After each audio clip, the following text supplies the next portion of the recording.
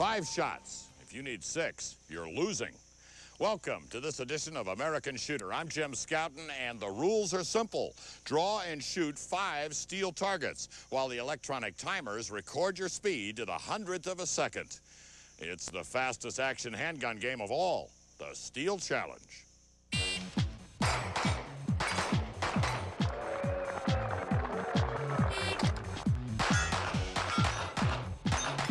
It is the 15th time the barren hills near Lake Piru, north of Los Angeles, have sprouted tents and sponsor banners as the top shooters contend for the World Speed Shooting Championship, originally conceived nearly 20 years ago by Mike Dalton and Mike Fishman as the ultimate test of handgun speed and the ultimate treat for spectators and shooters.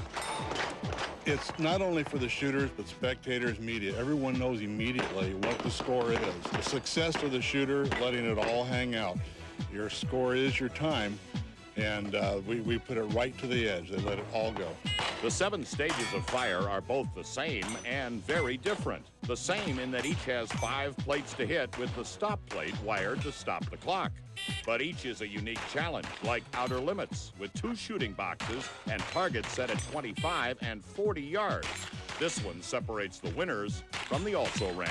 Yeah, absolutely. The guys who are like your good Bianchi shooters as well, those guys have really good technical skills, and 5 to go is another one that really separates the shooters in that realm, because any little bit of trigger error shows up so much here.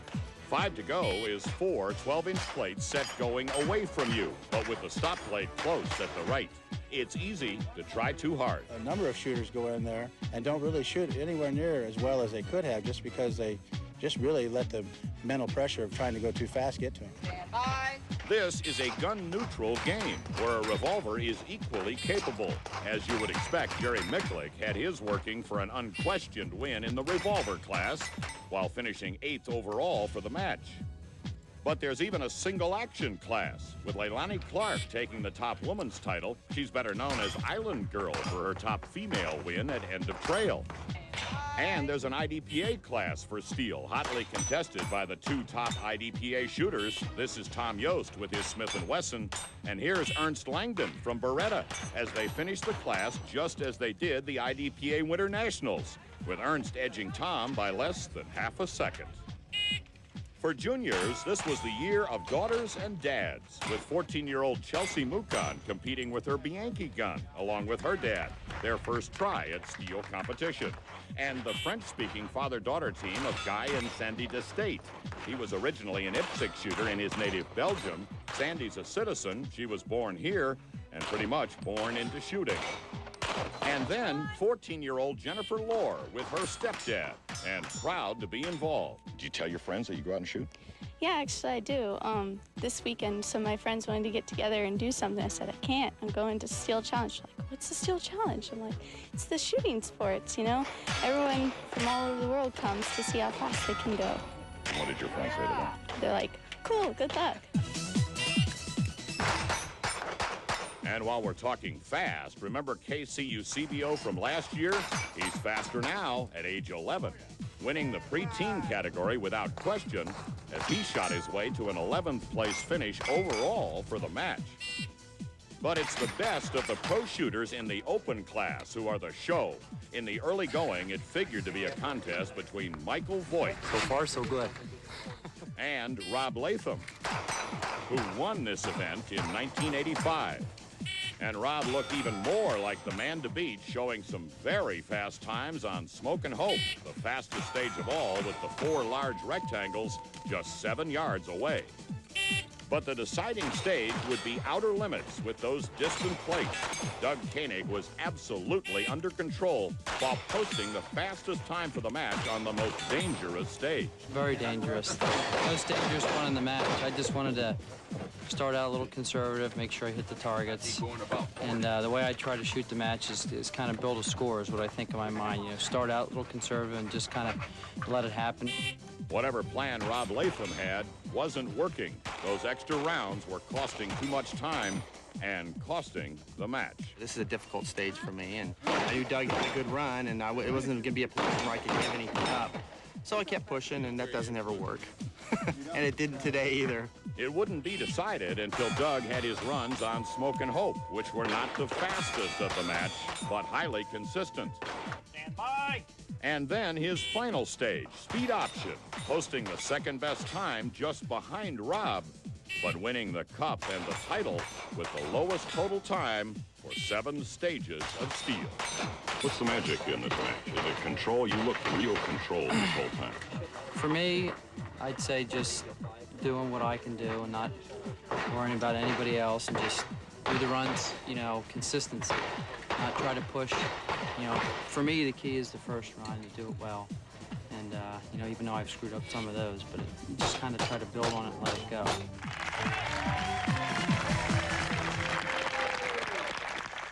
Congratulations to Doug Koenig. You've seen him win before, but never the Steel Challenge until this year. He was enjoying this one a lot. But there's still more. The team shoot-off next that Mike and Mike have designed to be an even bigger crowd pleaser. When it comes to a crowd-pleasing event, the Steel Challenge has few equals. But then the action gets twice as hot after the champion is decided when you partner for the shoot-off.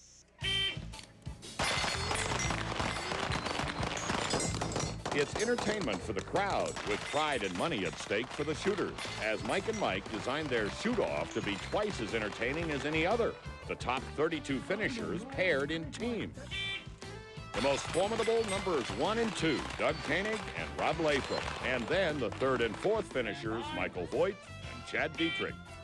The range was set with 10 targets on each eye for each team to handle before shooting the stop plate over the Tasco banner. And the match finishing order made up some interesting combinations, like Frank Cruz Jr., a former junior champion, and Casey Eusebio. They were the 10th and 11th place finishers this year who had no trouble moving up the ladder until they ran up against Doug and Rob. On the left, 3.39. No question, these guys are the future, but the future isn't here yet. Then a home-wrecking matchup that had numbers 25 and 26, Kay Micklick and Ted Bonnet, going against 7 and 8, Keith Holland and Jerry Micklick. That came out as expected.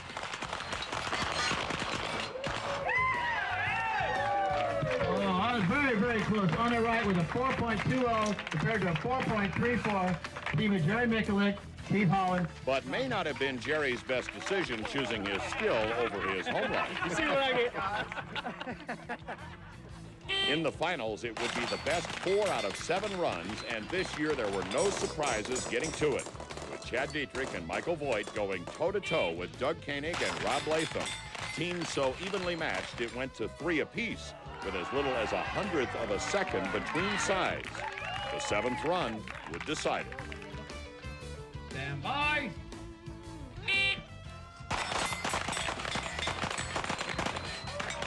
On the left, 3.64, 4.24, Doug Koenig, Rob Latham.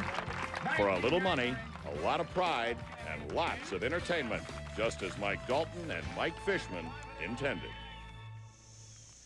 So, you getting into the idea of shooting steel? Well, Mike and Mike are about to make that possible with affiliated clubs across the country and a series of regional matches planned for next year. Want more info? Check their website and get into the Challenge of Steel. Shooter presents Gun Tech, the latest in guns and shooting gear. So we got you all excited about steel shooting, huh? Distinguished model full custom steel gun from the Springfield Custom Shop. It's a single stack frame with grips from R&W, and the slide looks like Swiss cheese, drilled and cut away everywhere possible for the fastest lock time and reduced recoil. It's a race gun, no question, chambered in 38 Super and set up for subsonic loads that are preferred in steel shooting. And on top, the new Aimpoint Comp XD, which I think means extra dot, because this new model comes with a 7 or 10 MOA red dot that's bright enough to read by. See it? The Aimpoint sells for just over $300. The Springfield is built to your specs. This one is about $3,000. Now, you need a holster. And this one is the choice of the pros like Rob Latham and Todd Jarrett.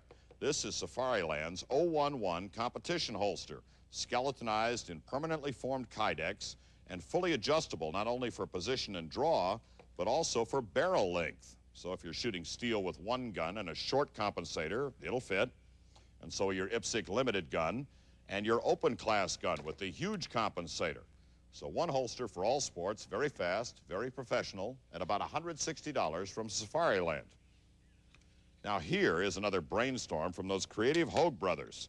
Their competition holster, the Power Speed model. This thing holds the gun before the draw with magnets.